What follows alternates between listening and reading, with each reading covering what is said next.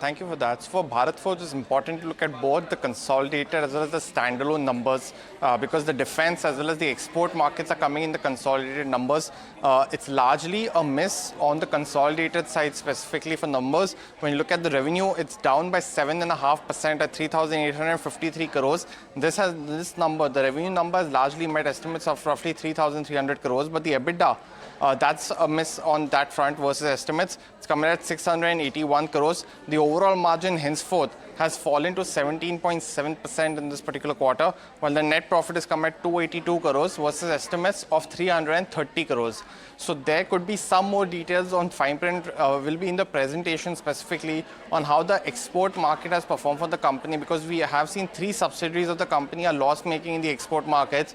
One's in the US, one's in the EU, and one's in the rest of the world. So all 3 are loss making as of now. So there could be some more details which will come in the presentation. It's not been uploaded yet on the NSE, but could be something to watch out for. On the standalone side though, which is the forging business, it was expected to be an absolute flat quarter on a year-on-year basis, and that's what's happened.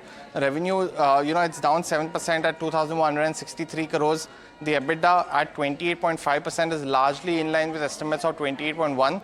With the net profit down at 346 crores. That's led by operating deleverage in this particular quarter. On the segmental side as well, the forging business is down 0.8% in terms of revenue, but the defense business has come down by 49%. So we'll have to talk to the management, and we are going to at 3 p.m. today on what led to this fall, or was there any exceptional item, because there's nothing mentioned in the results. But largely, the standalone numbers for the forging will be something to watch out for, because we've seen the Trump tariffs come in now. What will be the outlook? That will be something we'll quiz the management on. And if there's any kind of potential that fall that they've seen in April, specifically on that aspect. But results for standalone largely in line. But for the consolidated basis, there seems to be a couple of one-offs, when we'll wait for the presentation for that.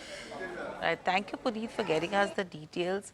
Harsh was just discussing as well right now that clearly the stock had taken a beating. It's revived a little bit as well right now. But in the last 1 month, 15% is the kind of gains that you've seen on a Bharat Forge as well. And if you see from an expectation perspective as well, the expectation was that your defense business would be a drag this time around on the domestic segment side.